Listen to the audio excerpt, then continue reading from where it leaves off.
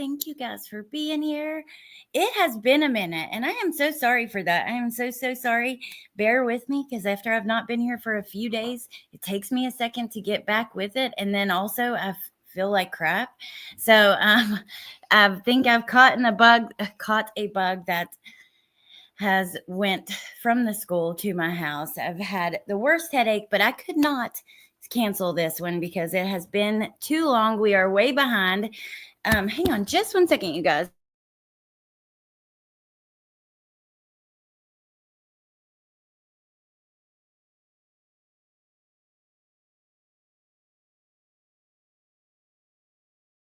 Okay, sorry about that. I had to come on and we have to talk about the last several days of court.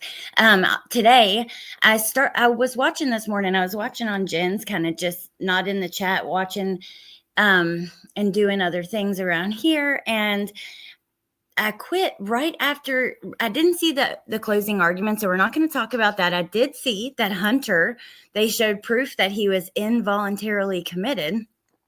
So I'm really curious what you guys think about that, if that kind of eases some of your minds a little bit. And yeah, so I want to talk about a few things from the last several days. Let me say hello to you, and then we'll get into it. Hey, Vanessa.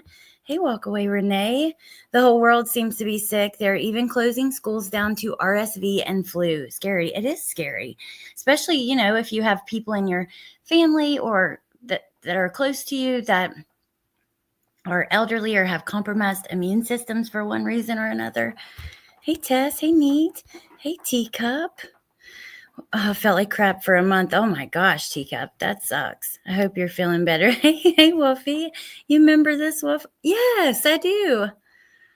Aw, I remember the tie-dye wolves. Or like the watercolor, I guess you would say. Hey, MK. Hey, Tara. It did go to the jury today, and I saw Nurse Kristen say they just went home. Hey, Jamie. K-Wags. Nurse Kristen. Hey, call me Sadie.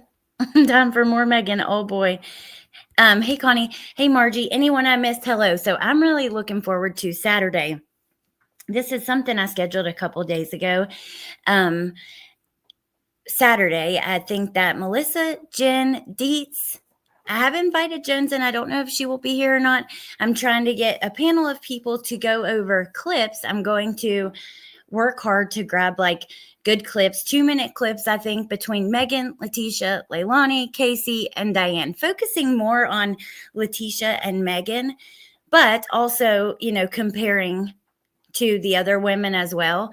So that's going to be Saturday evening. And then, it's already scheduled. So go over there and hit your remind, and hopefully you'll get a notification when it starts. Hey, Tony. Hey, Carol. Hey, like I said, hey to everyone I missed.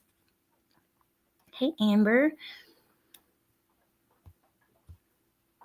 I got yelled at by a parent today because we're not closing for the flu. They asked me. Nitka says, I had no idea about Evelyn before this. Now I'm invested and so damn sad. Oh my gosh. Me too. Okay, so let's go ahead and get started. There's a lot of things I want to look at. We're not going to have time to look at all of them even today. So I want to go through some messages between Megan and Hunter. A lot of people were really skeptical of him having mental illness all of a sudden at a convenient time, people thought. And it looks like, he didn't have anything to do with this. And to me, I don't believe this is some sort of cover up or way to get out of testifying. I just don't. He was involuntarily committed. That means he did not want to be committed, right? You guys know that. But also, Bikram sent me a good video that I want to go over. So I think what we're going to do is I want to look at some stuff with the Emmy from yesterday. We're going to start here. I just want to show you guys when Megan was asked if she wanted to testify, just because we get to hear her a little more than we have in the last, since she talked to the news and the police. And I have something about that too. Okay, let's just hear this and then we'll go to that next. Next, I want to show you a comment regarding one of the interviews that we watched. Remember the interview where she's sitting on the porch with the woman who is the mother of her best friend who passed away. Bieber had told us about the woman saying that Megan was wetting the bed and stuff when she was there. Well, I have a long comment that Amber sent me, I want to go through with you guys, and then we'll get into the text messages. Judge, we're prepared to state at this time the defendant will not be testifying. All right. In that case, we have to go through the Loman versus State questioning. And I'm going to hand this down to Mr. Dean. Judge, for the purpose of the record, would you like her to come to the? No, just put the microphone back up on the table for that. We just need to make sure she's recorded.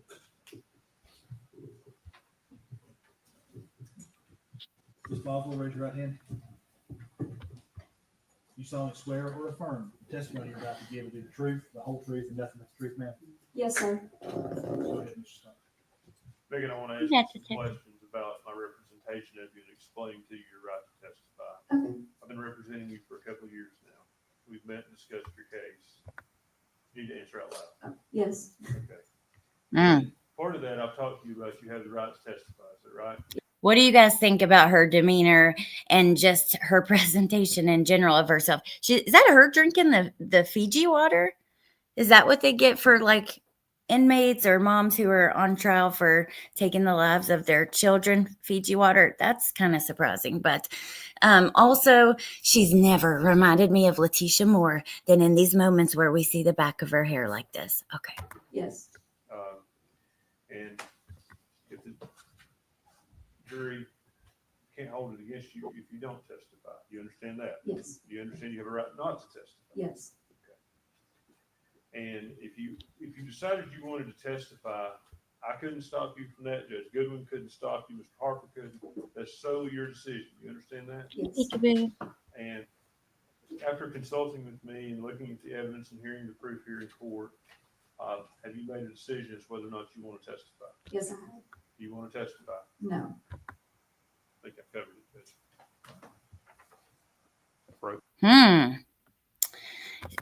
Her demeanor to me, she looks anxious. So it's interesting because this is part of what like spawned my idea to do the comparisons. We had been kind of talking about comparing them anyways.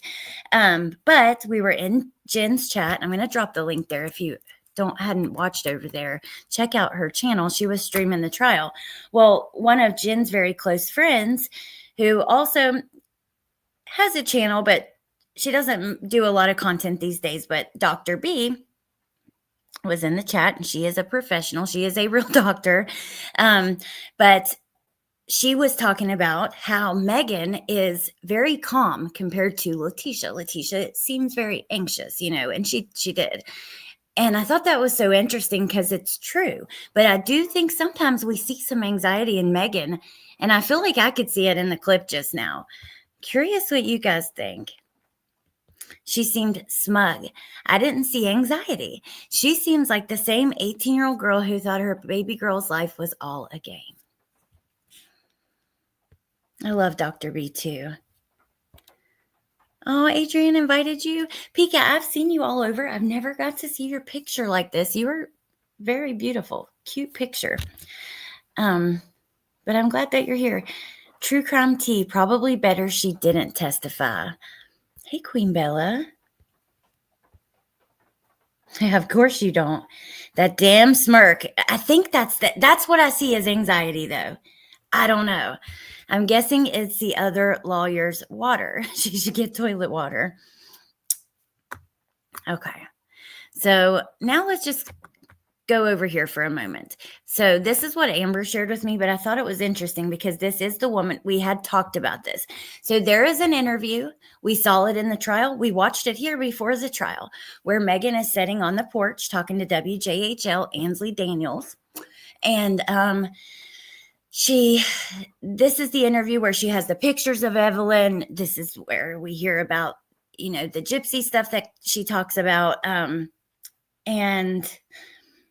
I'm trying to point out just little things like that in case you guys don't remember. Maybe that will remind you of which interview.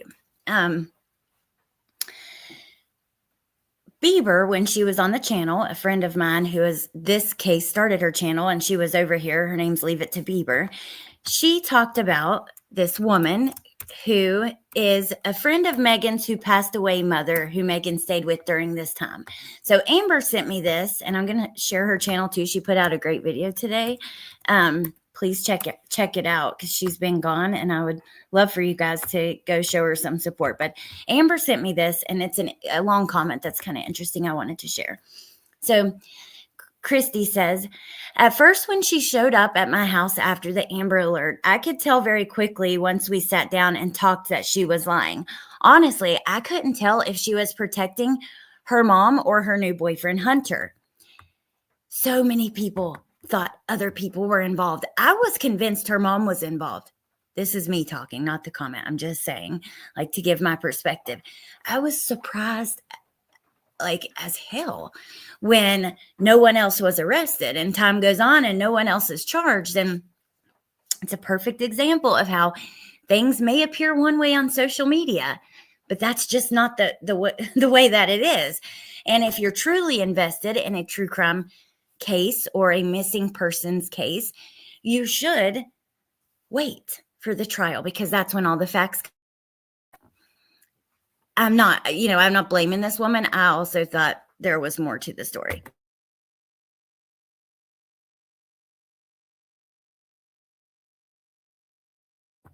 Oh my gosh, I'm sorry. I have to mute to cough, and I'm struggling a little bit, you guys. Bogart, thank you for gifting a membership. Okay. So I thought she was protecting her mom or her new boyfriend, Hunter. And I told her straight up in front of the investigators that she was going to jail, and was a boyfriend of only 2 months worth it, or her POS mother worth it? I told her she's protecting the wrong person. Her job was to protect her daughter. She just looked at me and didn't give an answer that made any sense. So now, looking back and thinking about how happy she was that they didn't find anything the first time they searched Tommy's, because as I've said many times before, while the search was going on, she kept saying, I'm going to jail, and I feel like they're coming to arrest me if they find anything. And every time she'd say that, I'd ask her, why are you saying that? And she said, because I'm worried my mom would do something, put something there to set her and her dad up. And I'd tell her that the investigators are smarter than that. And considering that at that first search, TBI told her over the phone, they found, quote, sensitive evidence. And then she tells them she wants to wait until the next day to go, question mark, question mark, question mark. That was probably one of the biggest WTF moments I had with her, and there were several.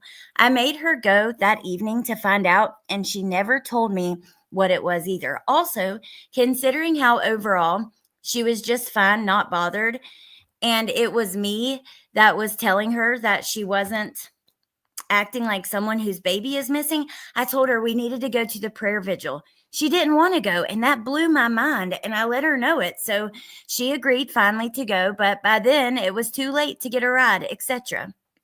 And there were threats made against her if she didn't go, which I told her later.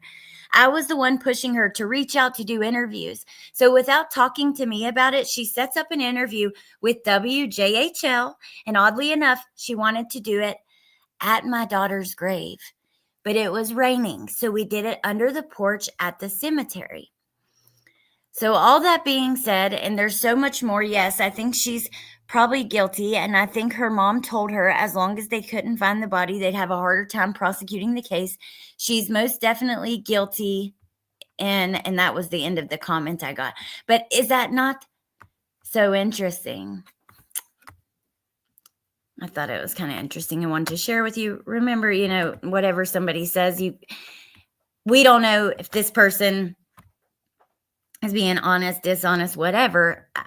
I tend to believe it. I think it's interesting to look at. But again, we get the actual facts in trial, during trial.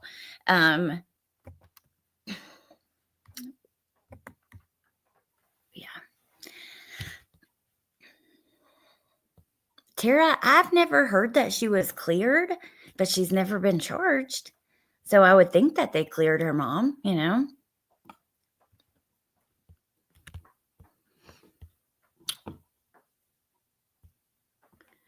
Him saying she hasn't had a good life, most of us haven't. I had my first at 17, never thought about hurting my baby. And over a man, she's disgusting. Hey, Faye.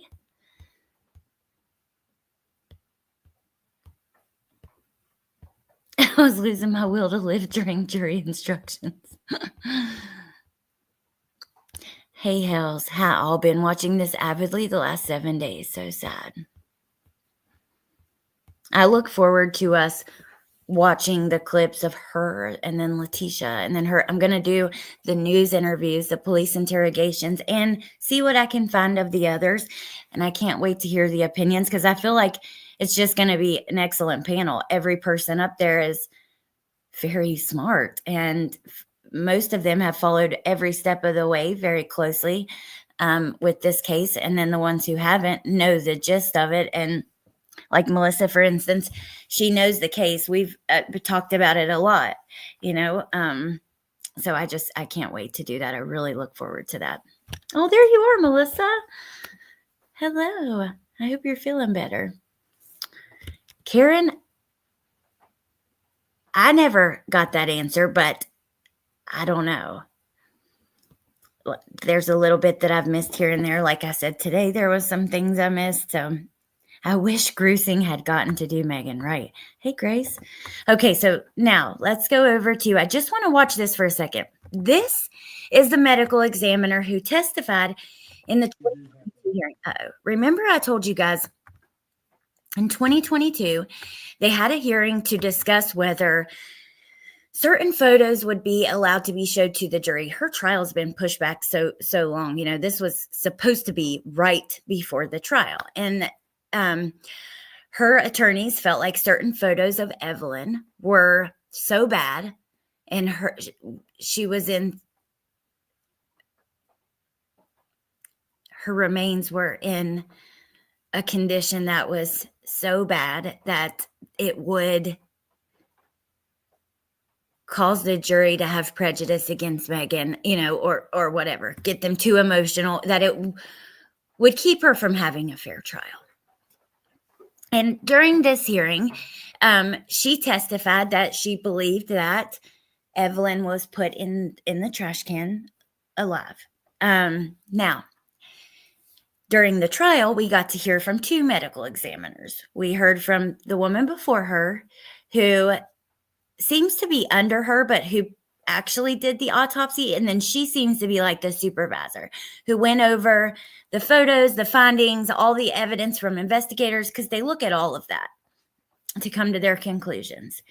So the first ME was, I was confused because when we're hearing from her, I'm like, she's so unsure. And it's very different from what I remember in 2022. And then I remember I was texting with B-Crumbs, and I'm like, look, this is from 2022. I'm sending stuff. And she's like, oh, I think this is who's coming on the stand now. And because I was watching in Jen's, we were just a little behind, but barely.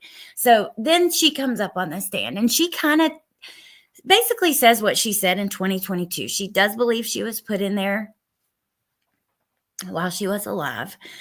Because the foil was wrapped around her so tightly, and for other reasons, why else she gives the argument, why else would the blanket be around her so tightly? Because Megan's attorney is pushing back on her. He wants to know definitively, can you tell me for sure that she was not already deceased before she went in the trash can? God, it's hard to talk about because it's the facts of this case are just so gruesome and terrible. So forgive me because it's hard to get my words out. But so the medical examiner won't give him a yes or no answer, which I think has part of that is because of what she does for a living. I feel like she didn't want to definitively say one way or another because there can always be your rare instance of something going differently. I loved her too, Nurse Kristen. Well, it got to a point where the judge literally threatened her with contempt. I felt like he was unfair to her. I got to be honest. I saw this clip is on WJHL, so we'll just watch this part of it. If you did not watch her testimony, I recommend going back and watching at least her entire testimony. WJHL has everything organized really nicely and split up by witness. I mean, come on, Judge. You got to understand that by nature of what she does for a living, and she's not going to want to definitively say this is never possible or it's 100% like this, right? Like, because like I said, you never know. There's always that odd instance of it working out differently. Neat. Thank you for gifting a membership, and welcome to the person who got that. Thank you, Neat. Scott says the second ME is an academic head of a regional lab. You rarely reach that high without great presentation skills. Hey, Jen. Bendy has literally nothing organized yet. I don't think you're responding to me. I'm like, wait, what did I say about that? I don't know. If I did, correct me in the chat. Let me know what you mean. But so anyways, let's see what this clip entails. It's 3 minutes, 42 seconds. Like I said, if you didn't watch it in full, matter of fact, I'll get the link for it in a second. But I felt like the judge was unfair. Come on, give her like some grace. I don't think she's purposely trying to mislead anyone here. She's trying to be as accurate as possible, but also speak with sense, because she obviously can see with all the evidence, she came to a conclusion that she's very certain of. Let's just say that. Okay, here we go. You can't say conclusively that she was alive when she was wrapped, yes or no? All I can say is that she cannot breathe with a foil, Judge, I would ask with you a bag, to ask the witness to and answer with my the blanket. question, yes or no. Doctor, you need to answer his questions. He's asking yes or no questions. You can explain afterwards if you want to, or if you feel the need to. But you do have to answer his questions directly. So I'm sorry, what was the question? You can't say conclusively that child was alive when it was wrapped in the blanket and when it was wrapped in tinfoil. I have no reason for this child to be dead. Yes or no, doctor? Nobody can tell exactly of the state of her body except that she cannot breathe with a foil and a bag. Judge, I would ask the court to instruct the witness to answer the question yes or no, and then explain.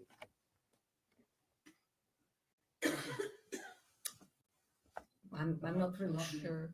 I'm not being mean to you. But he's asked you the question. The answer is either yes or no.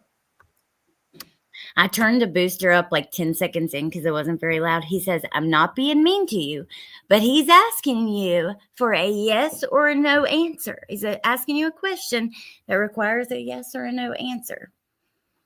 Her face, like, can you imagine how she felt? This is a very educated, like, exceptional woman, in my opinion. And she's here on the stand testifying in a horrific case involving a precious baby and her piece of shit, selfish mom sitting in. Like, I just can't imagine all the emotions in this courtroom and the energy. And she's being threatened to be, well, you'll see that in a second, but to be held in contempt of court. Like, that was my first thought, like, oh my God, I wonder like what's going through her head right now. Cause I'm sure she's like, oh my God, she looked so mad. Poor woman. She's probably like, I'm never going to do an expert testimony again, at least for a very long time. I just can't imagine. Oh, whoa. What did I do here? Okay. I'm instructing you to the best of your ability. Answer yes or no. And you'll have an opportunity to explain.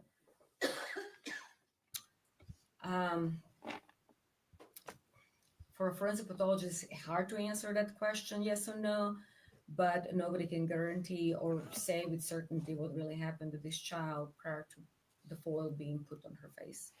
So you can't say whether she was alive or dead, can you? She has no reason to be dead, other than Judge, that. this witness is being evasive. Jen said, and I loved your argument, Jen, because you're 100% right.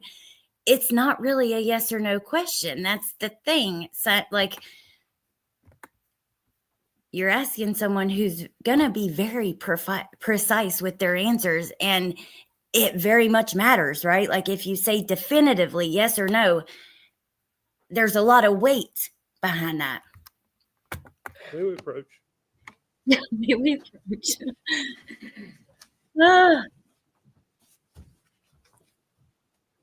Kelly.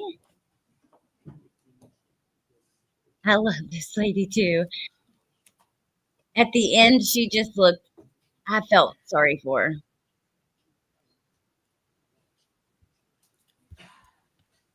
She did get the last word, Nurse Kristen, but today the judge instructed the jury to disregard that, which we'll talk about at the end of her thing.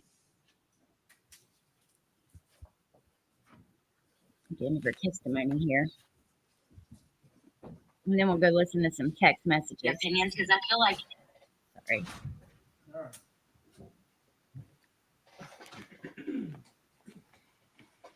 Let's see if I can boil this down. The lowest common denominator. He's going to ask you this question one more time. And I understand this case, this situation. I don't think you do. If the answer is not yes or no, you would face some contempt. Excuse me? I still feel like it watching this again. How damn dare you? Like, no, you don't understand because you are not a medical examiner and you do not have all the knowledge that she has. Okay, let me stop here. Yes, sir. Yes or no, can you say conclusively that this child was alive or dead when it was placed in the blanket in the tinfoil?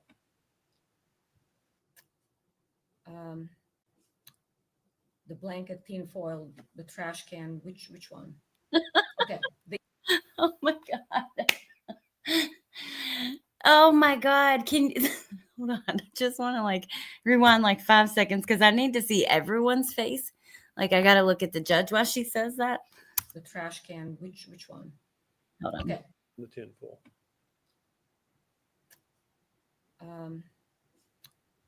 The blanket, tinfoil, the trash can, which one?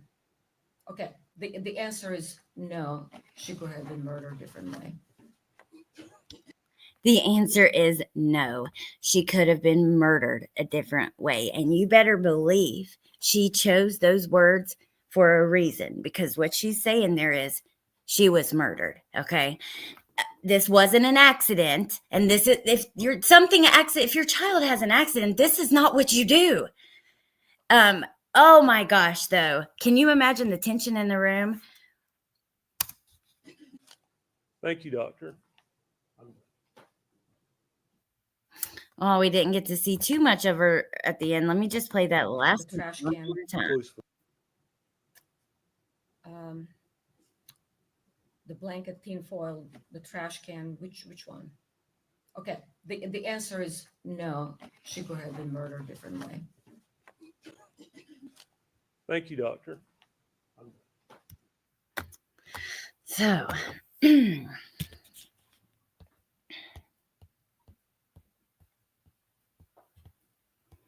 today the judge, asked the jury to disregard that. Kelly says she really gives a shit-eating grin when she is done. Like, yeah, I got the last word. Misty says, I love that forensics lady. My cat's mom says, tried to blame Sid.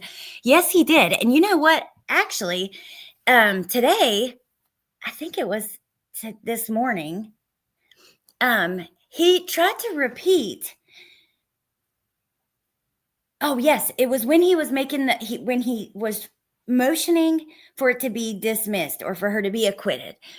And he said that the ME even said she could have passed from SIDS. No, she didn't say that. She actually said that SIDS is an outdated term. They don't use that anymore. And any professional that is still using that term can't be any good, basically. My words, I think it was wouldn't be competent was the way that she said it because he was asking about that. But today he repeated it as if she said she could have. No, it's just frustrating. But I think she considered not answering yes or no here. I do too. Can you imagine if she would have? Let's say that he would have. What's he like going to throw her in jail, and for how long? I don't know. The other guy, he was threatened with 10 days. So, yeah. Right, Solo Angel Mom, the new acronym for the term. Okay, so now I want to get into, it didn't show it. It was a close-up. That sucks. But let's see. I want to get into these texts. Maybe I can grab it for us to watch at the end. But I have it marked here right before we get into some stuff with Hunter. So let's go over here. We're going to listen to some of these messages. I just kept feeling like relief after relief when we're hearing more and more evidence that exonerates Hunter, for lack of a better word. Because, and I've heard people say this, and I totally agree. It very much put me in mind of Leilani Simon and Danny Youngkin. We have, because she has nothing else. She's thrown her mama under the bus, her boyfriend under the bus, anybody and everybody. Her own defense threw her defense threw her own daddy under the bus. Okay, and people were. When Hunter's dad took the stand, and we hear what we talked about during my last live, I think it was, about the 10-foot foil around his head and keeping people from hearing. We don't even know if that's true. That's just a question the defense asked his dad, and his dad basically said, he says all kinds of he says all kinds of crazy stuff.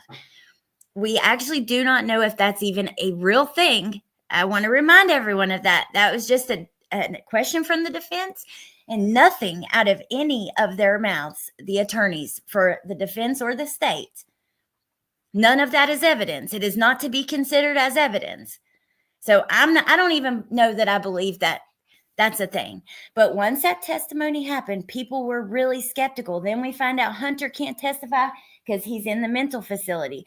We had Bieber, love her heart, and many other people too. Riley, a lot of you guys were thinking, what if people are paid off? What if he's just there to keep from testifying? What if he wasn't involved, but maybe he knows more? Maybe, I don't know. Some people thought maybe he was involved. So every time that there was a little more evidence to show that he wasn't involved, I felt more and more relieved. And so I want to watch some of these messages. Can you imagine being accused of something like this?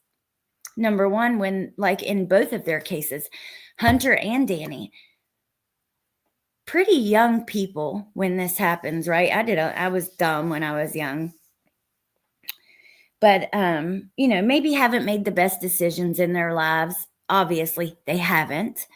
But I just cannot imagine being accused of something like this when I had nothing to do with it. And it was the child's mother who is one of the people accusing me.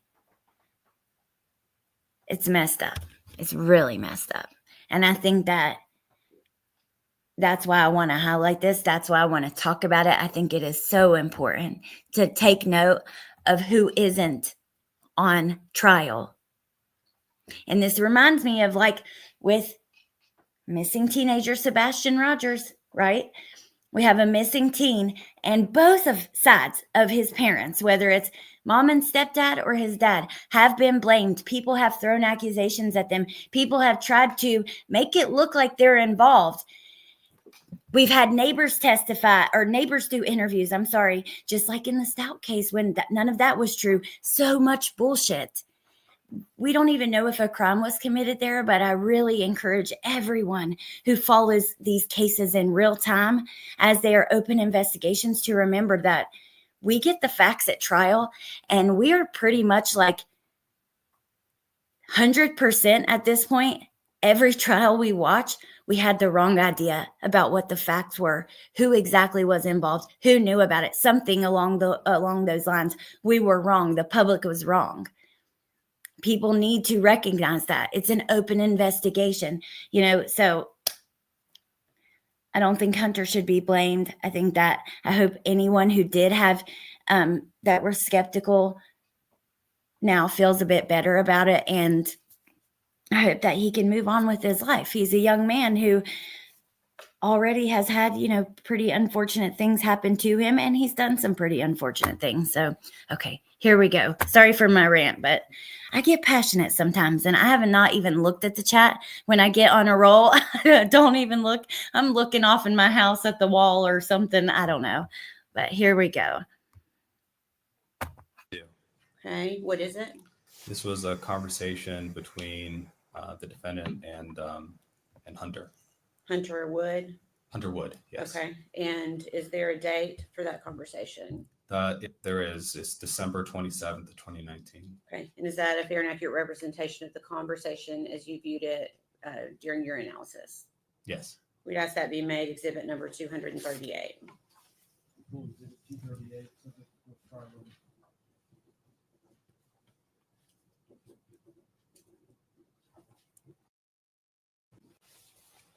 And permission to publish. Okay.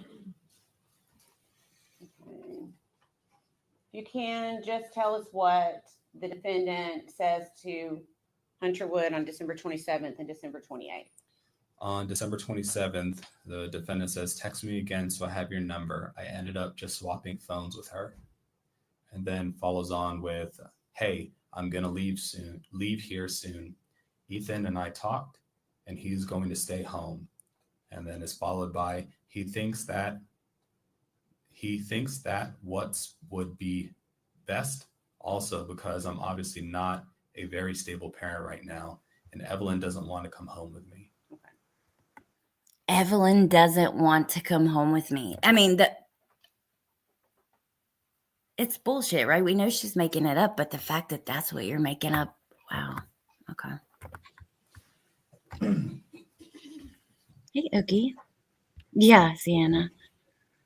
Where did that come from?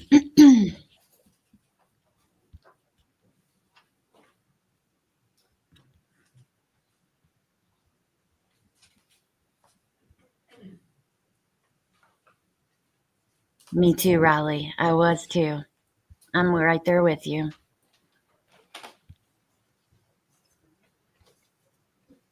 I wanted to see her Google searches too, walk away, Renee. I thought they were going to show them.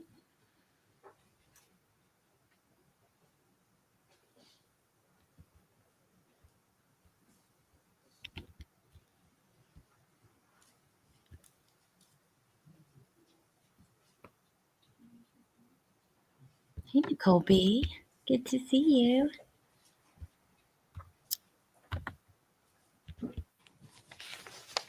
We'll just forward a little bit. There's a few certain ones I want to hear. And I went through and I searched Hunter's name, and this was the first time it came up. So I think they will be after. But I could be wrong. Because this is like a different, just like the lawyer or the ME, I can't get the clip of her from this channel at the end because they cut it all different. It's a different place from where I originally watched some of it, which was at Jen. Okay, same question. Here we go.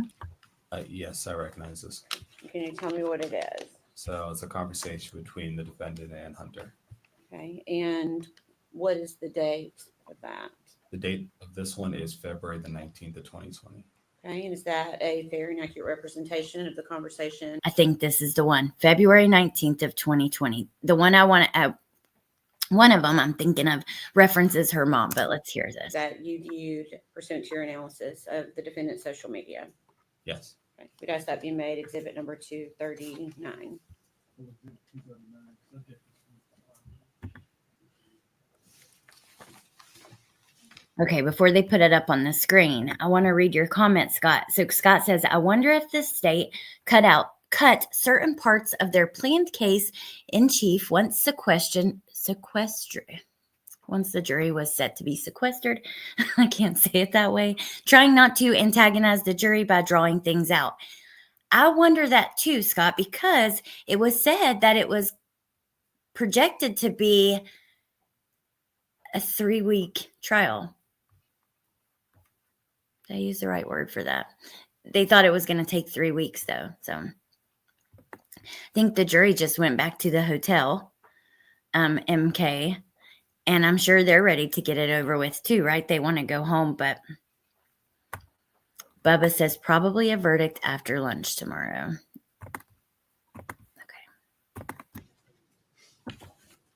Permission to publish.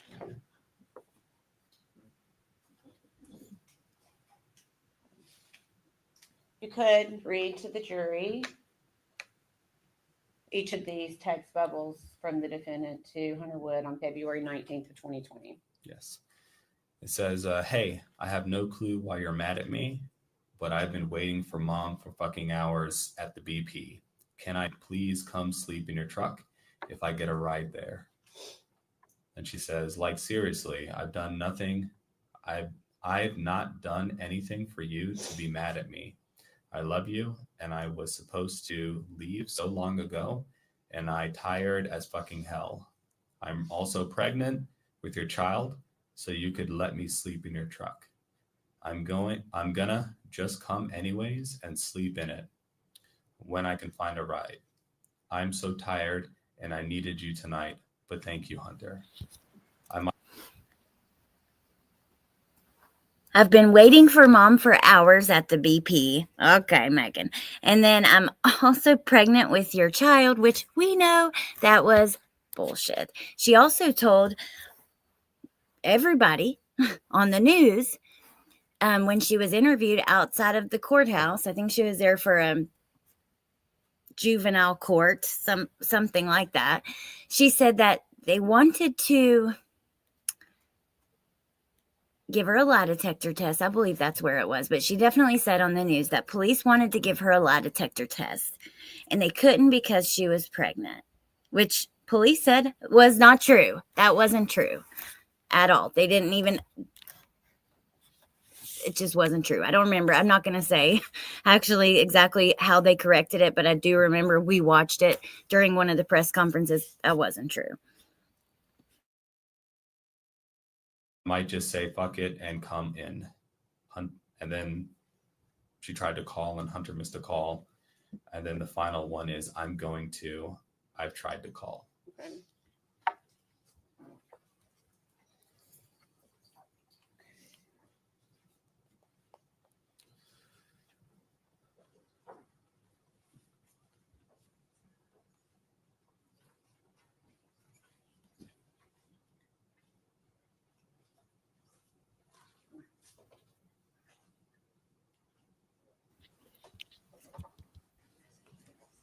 Fast forward. So what did you guys think of the process? What did you think of their case? Not the evidence, just their presentation skills.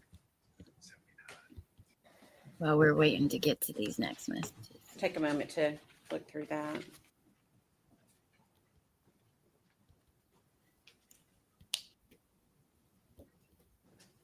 You ready? Yes. Okay. Have you had an opportunity to view that exhibit? Yes. Okay. Can you tell me what it is? So it's a conversation between the defendant and Hunter. Okay. Hunter Wood. That wasn't the one. Okay. And is there a date on that conversation? Yes. February 22nd of 2020. Okay. And is that also a fair and accurate representation of the conversation as you viewed it when you did an analysis of the defendant's social media? Yes. We'd ask that be made. This might be the one I'm thinking of where she tells him they found her mom. Exhibit number 240. He collected exhibit 240, subject to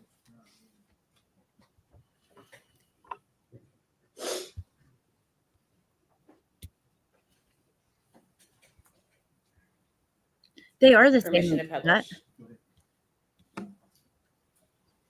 Pretty much Go, very we're close. just gonna go through it page by page. Okay. Okay. Page by page. Here we go. Okay. I give them a B. Meat says. What? I think I agree with you guys who think they leave a little bit to be desired. I think, it's a pretty hard case, I would assume, to present to a jury and the public. So I don't know. I prefer when I can feel like the passion or I guess I prefer when they're more, I don't know if animated's the right word, but when there's more emotion behind it. But some people I know like when there's not any emotion involved or passion involved. Does Megan Boswell start out Just saying feel like on the point February gets across 22nd, better 2020? when there is. The defendant states, "Hey, I texted you just so that you know it's really me." And Hunter Wood says, change your Facebook name. And what does the Yes. defendant say? This is the I one. will in a few. Jahara. Will you please bring me a change of clothes? TBI is in North Carolina with my mom. Literally, I don't care what clothes are. I just don't have anything at the moment. And Hunter said, they said there was no baby with her, though. I'm at my mom's. Let's pause here. Hunter said, they said there was no baby with her, though. So obviously, if Hunter knew where Evelyn was or expected there to not be a baby with her mom, he obviously expected for them to find Evelyn when they found her mom, in my opinion. Oh, DB Bentley, thank you for the super sticker. Thank you so much. And Marjorie, thank you as well. Does anyone know the legit reason they lost her Chevy Cruze? I don't know, because we talked about this last time. I don't know. Did Dad take it back? How could it have been? What is it called? Like when they come back repossessed? How could it have been repossessed if her dad bought it? I don't actually know the answer to that. I'd like to know. Maybe she took a loan against it. I'm not sure. Maybe somebody else does. What does the defendant say? She's still under arrest and being Hey, questioned. Tony. Can you please do that for me, though? And then Hunter says, yeah, but where's the baby? I just want the baby to be found safely.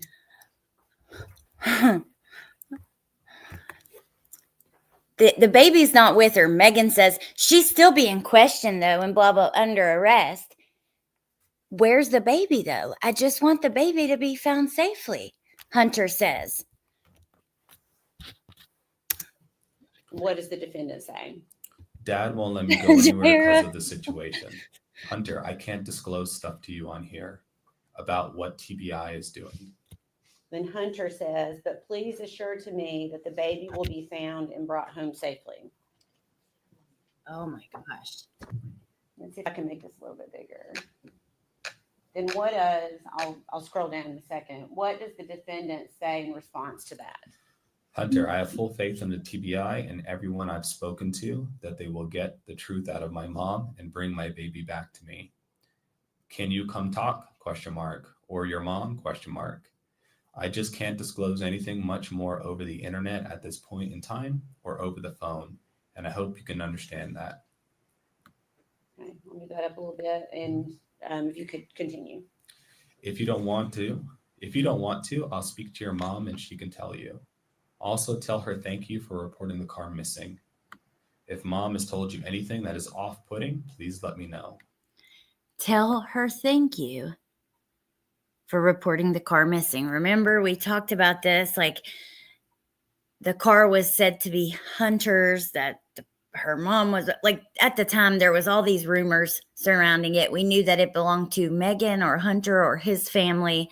Here we have Megan telling him, thank your mom for reporting the car missing. If she told you anything at all, please tell me, please, anything at all. Did she ever mention Mendota to you? She kept trying to take me there, and I'm trying to find a ride up there to go looking. Okay. Oh, this one's smaller. Okay. And what does the defendant, I guess it's a continuation from the last page. What does she say? So please let me know if you know anything about Mendota. I know it's late, but can you take me somewhere in Mendota, along a river? Mom used to talk about it. And Hunter, remember, she told the news, police, if they don't go look in Mendota, I'm about to go myself. I'm about to go look myself. Let me tell you what, I don't know, but the moms that are here, if your child was somewhere and you wanted them back. Like if let's say you let a loved one, a family member, babysit your child. They took them somewhere, like Megan said her mom did, where you knew where they were and you wanted them back. Would you be waiting on police to go? Because I know one thing, I damn sure wouldn't. There is no way I wouldn't be, oh, I'm going to go. If they don't go, look where I told, I'm going to go. I'm about to go myself and get her back. Oh, hell no, I will be going and getting my child. Come on. Hunter says, get your dad or TBI to take you. And what does the defendant say? I can't get a hold of David, and there's no way in hell Dad will take me. Please let me know if you know anything about Mendota. I know it's late, but can you take me somewhere in Mendota along a river? My mom used to talk about it. And Hunter says, get your dad or TBI to take you. Ouch, Megan, that must have stung. Okay. And then what does the defendant say? Well, no. David's not replying to me, probably because they're down in North Carolina dealing with my mother.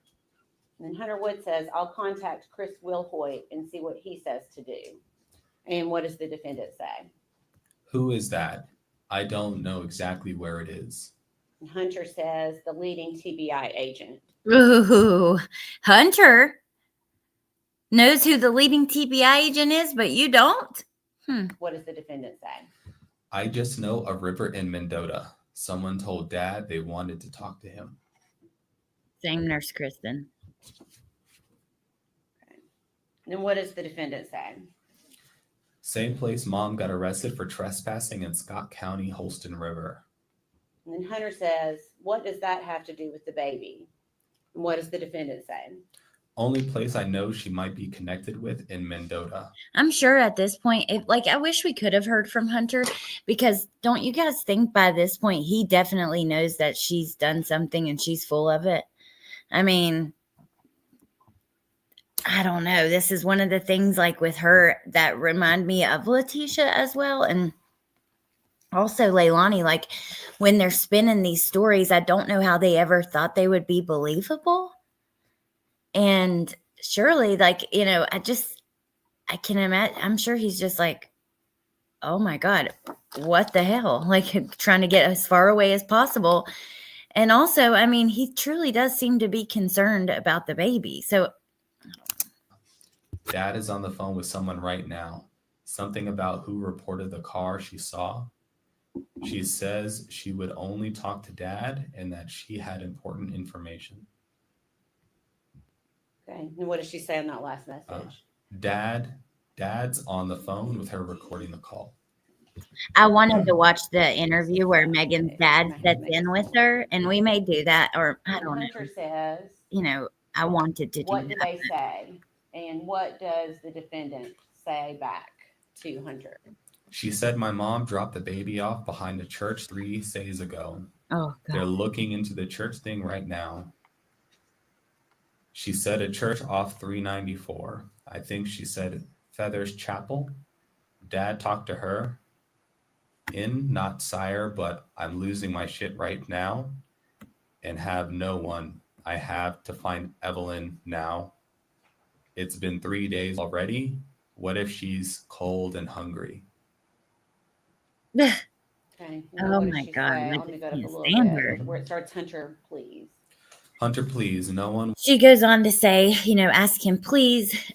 No one will take me to look for her. Okay. Mom had to have dropped her off somewhere else. Please help me find my baby. If you won't take me, I'm going to steal a car. I'm sitting here at Food City with the cops, Hunter. If she dropped her off 3 days ago, time is ticking fast. Then she says, hey, TBI has some sort of update. I'm about to head up there. I'll let you and Melissa know. Then she also says, are you up? So we're going to switch gears. I'm going to drop this link right now in the live chat.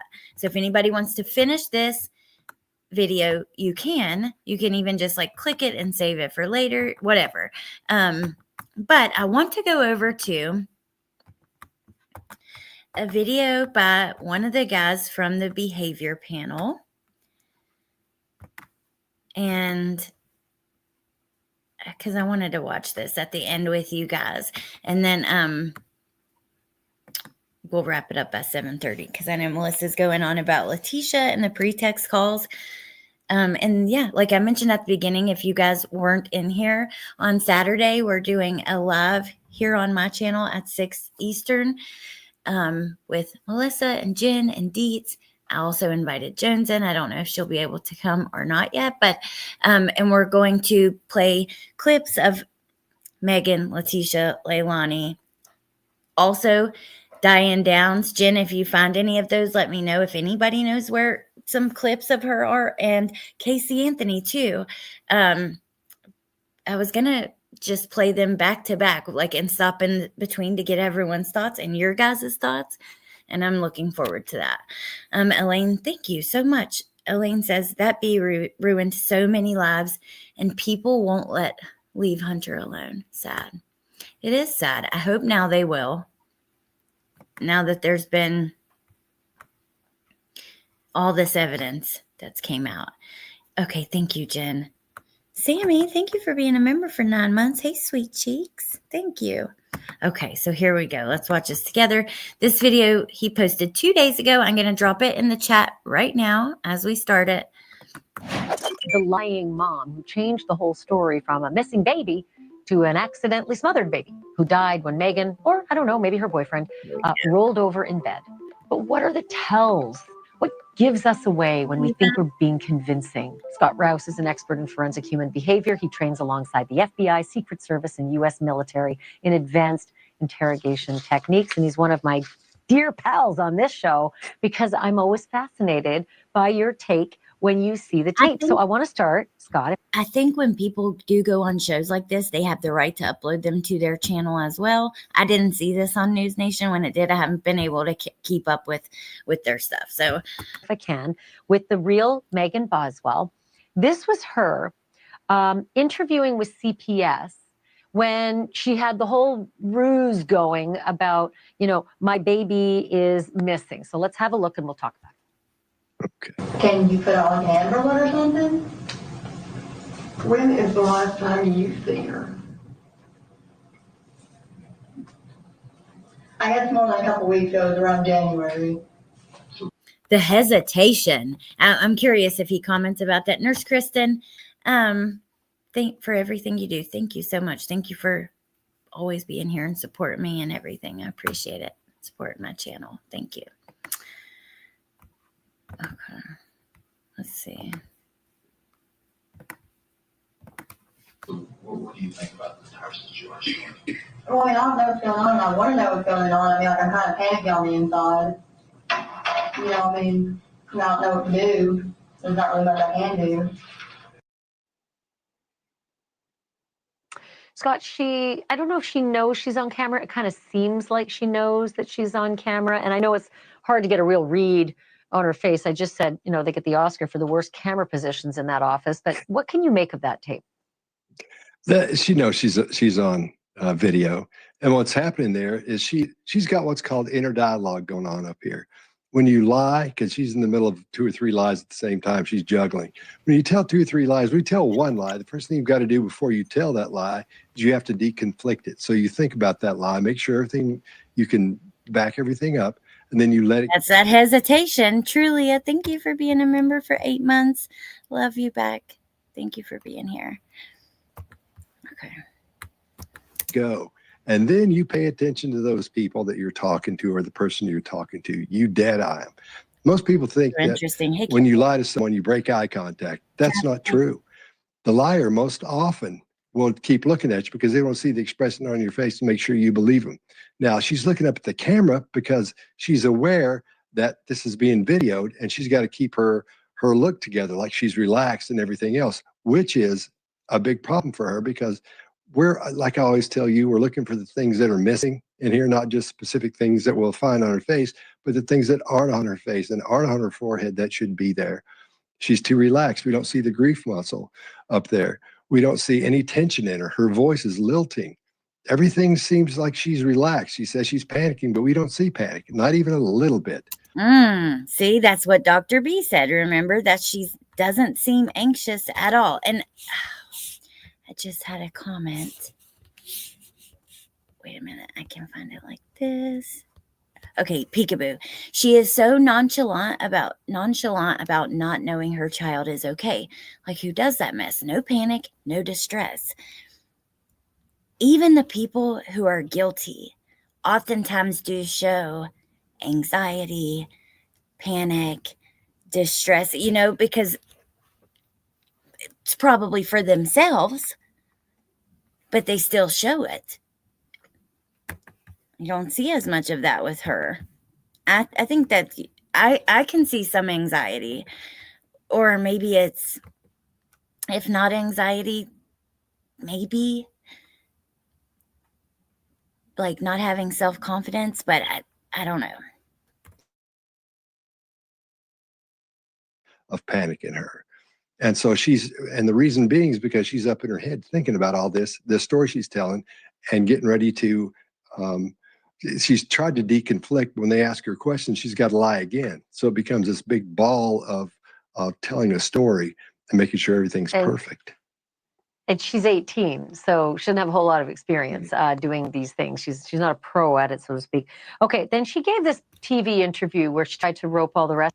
I just want to pause and say for a second, as much anger as we all have towards her, it is sad that she threw her life away at such a young age. Well, that's probably an insensitive way to even say that. I apologize. It's sad that, even as young as she is, I still think she deserves to sit in prison until she takes her last breath. And I don't know that I would say sad. Maybe the better word for it is it's unfortunate, because she was so young. And of course, even more horrific, unfortunate, Evelyn never 18, right? But even to 2, hell, we don't even know. We still don't know exactly when this happened, but I think that they have it narrowed down to early December, but I don't know. Rest of us in Chris Watts style. My baby's missing, help me find her. But I want you and the rest of the audience to listen for what I sort of heard as ticks at the end of a lot of her sentences. She goes, and I'm not sure what to make of it. So let's play it, and then I'm going to ask you about it. Take a look. Okay. She's really sweet. She loves to give people kisses. Well, she loves to take baths. Yeah, my grandma's very supportive. She always is.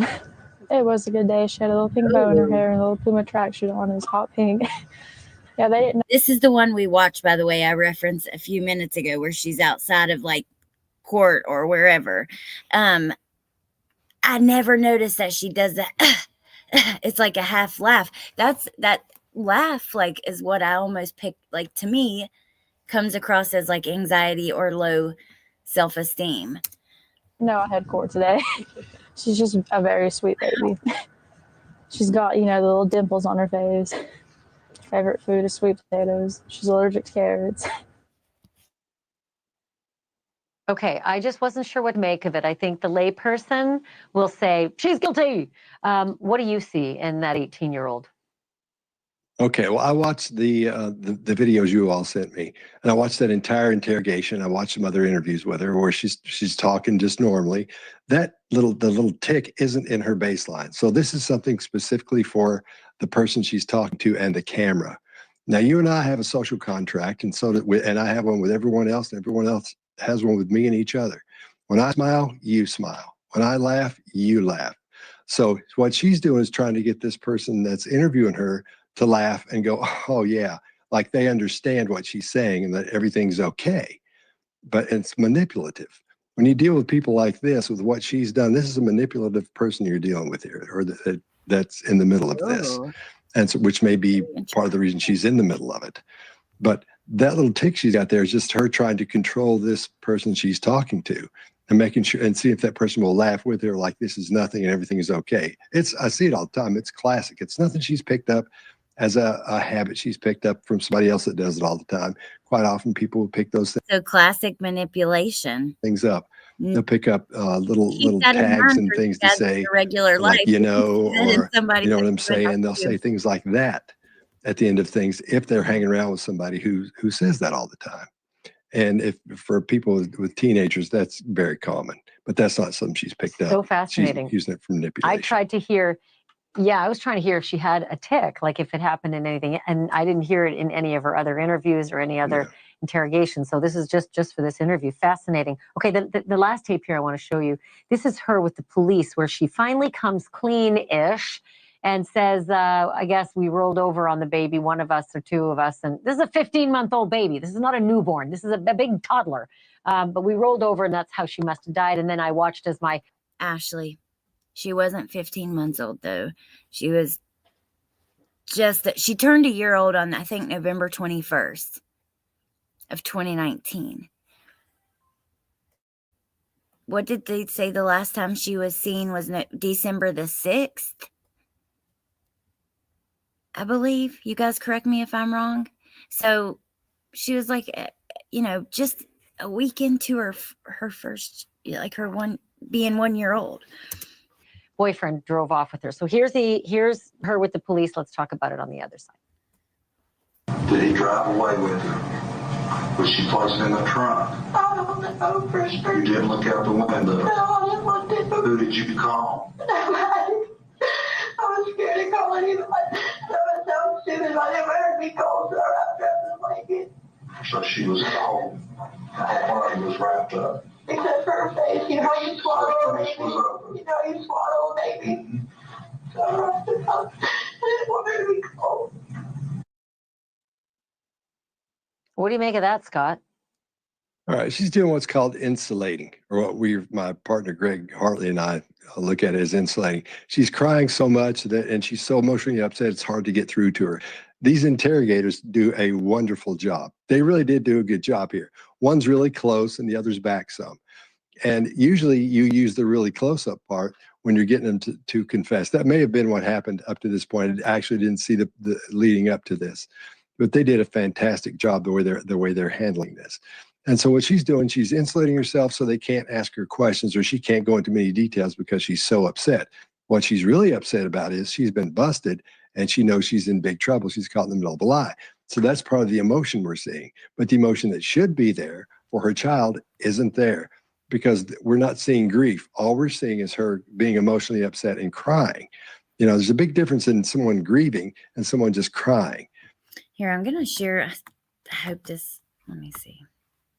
I'm going to get the link like this. Copy link. I meant to put it in the chat, and when I grabbed it, I erased it from the top, so I can't even grab it to share and put it in the chat with you guys, because he's on the behavior panel, but this is his personal channel.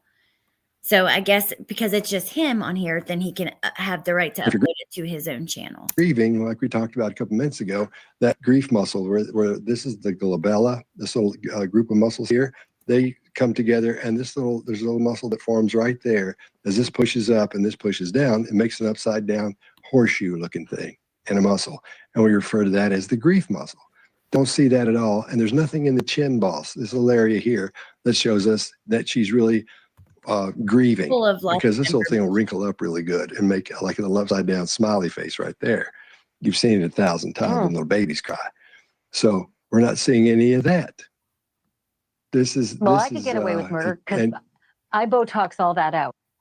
Honestly, I'm always fascinated by what you got. Like, it's so magical to hear the clinical diagnoses on each part of the face for these things. I've got to have you back, because this is not going away. She's just getting underway with her trial. Okay.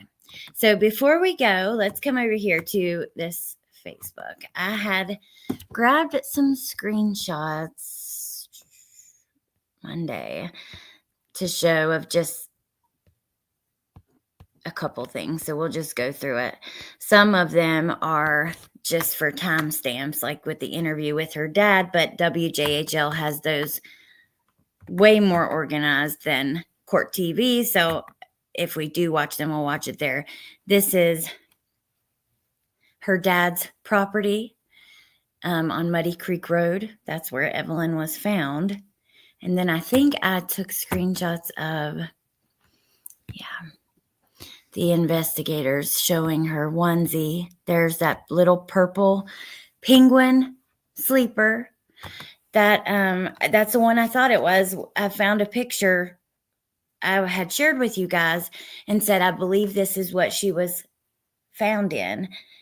And I'll show you guys that picture in a second. So it does look to be that same. I should have cropped these, but I did not. Wrong way.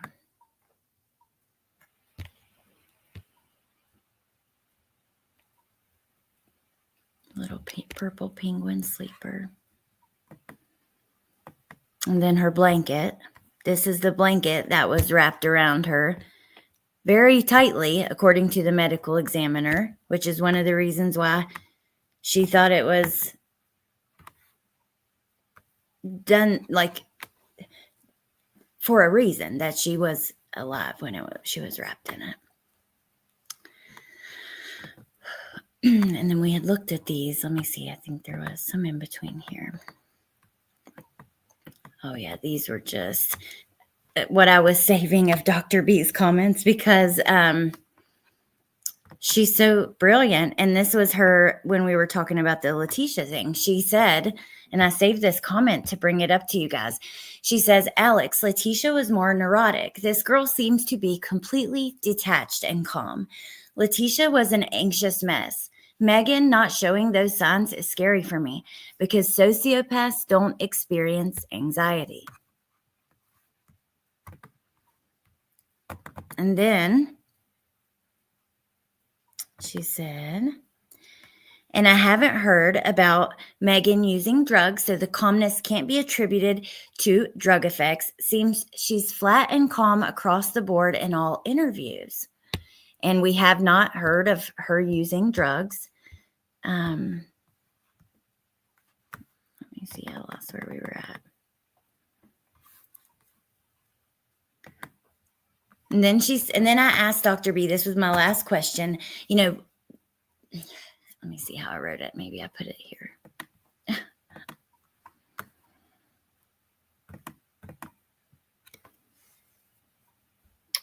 I said, would her home be of any help with diagnosis, like how she lived in filth in that trailer and with her dad? Just thinking and wondering. And she said, this was interesting. So living in filth can be diagnostic information for sure, usually associated with hoarding or some form of compulsive behavior. In this case, I think it's entitlement and laziness, silver spoon.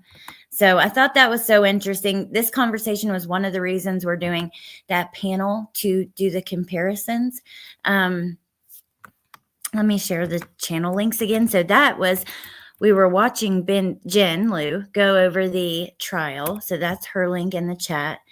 Dr. B is a dear friend of Jen's, who did have a channel, but she is a doctor and she's working a lot. So she's not doing her channel all that much, but she's brilliant. And I really appreciate her answering my questions. Then we have Melissa, who's about to go live. I'm going to share her link.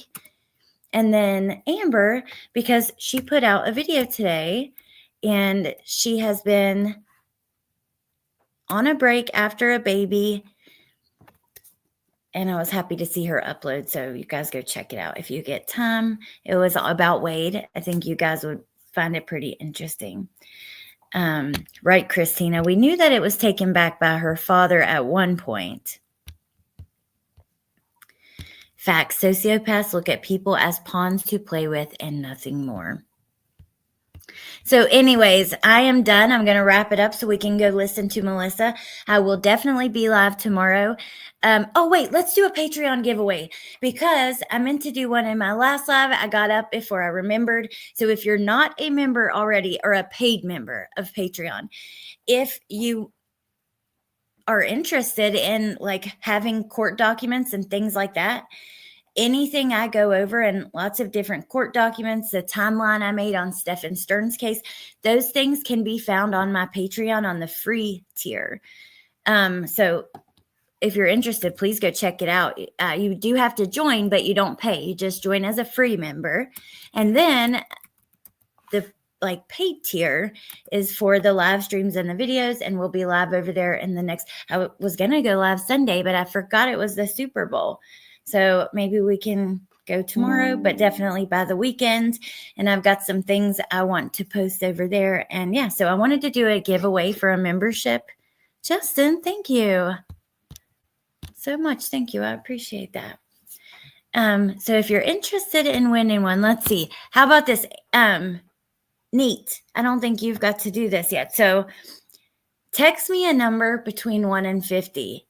And then you guys try to guess the number in the chat. And the first person who gets it, you can email me and I will send you a link to where you can join the paid tier for free for a month. Oh, thank you, Justin. I'm so glad that you're here. Thank you, Johnny.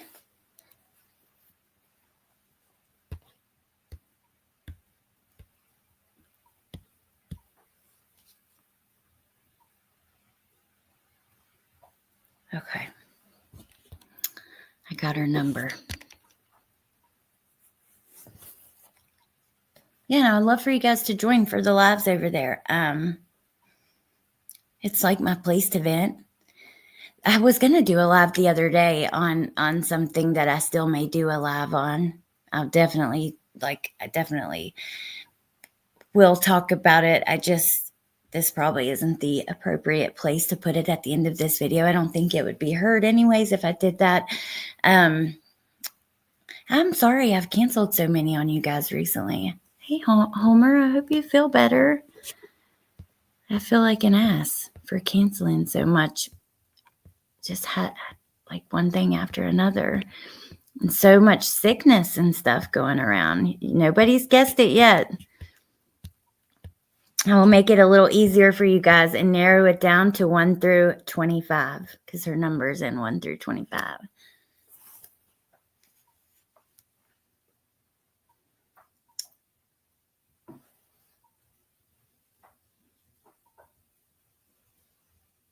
Oh, seek justice, Sandra.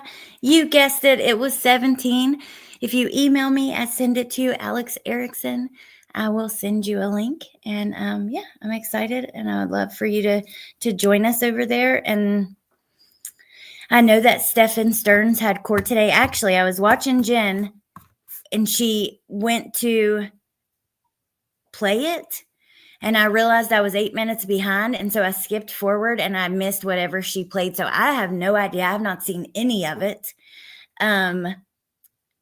We will definitely talk about it once I figure it out. If you are following that, over on the free tier is the timeline that I did. And it is interactive. I have to say it that way for B crumbs. Where there, all the things in it, like if I reference an article or a 911 call, an interview, all of those things are linked in where you can click it straight from the document and watch those things.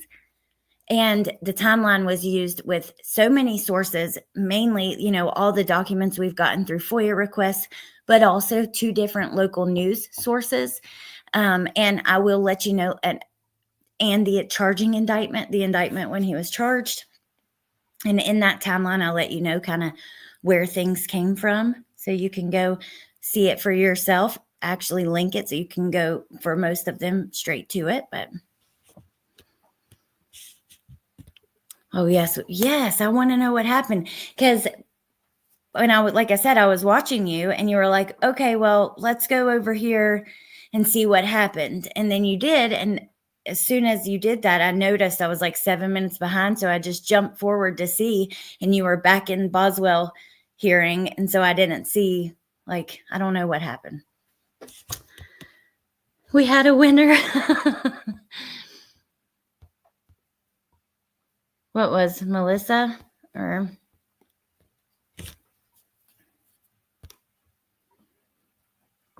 Oh, teacup, I know, but I do feel bad when I got or me, Nate, were you talking about me? I do feel bad when I don't know, when you guys are looking forward to something, or even just if I haven't heard anybody's looking forward and it's been up and I think, I don't know, I get comments and stuff sometimes, people that sometimes don't even comment in the chat and they're like, you don't know how your videos have gotten me through this hard time in my life, or this hospital stay, or this cancer diagnosis, or the loss of my loved one. And that is what makes me feel bad. Like almost being like a place for people to get their minds off of their own life and then like not coming through. I don't know. But thank you, Teacup. Okay. Not me getting emotional. I'm going to let you guys go. Thank you for being here and going through all of this with me. I hope to see you guys tomorrow. I know Jen will probably be live as soon as there's a verdict. I hope to see you guys over there. And yeah, I'll talk to you soon. Hey, Melissa, I'm here. Thank you guys for everything. I am so excited for Saturday too. To go over to Melissa's for the pretext calls. And I'll see you guys over there, and I'll talk to you soon. Have a good night. Bye.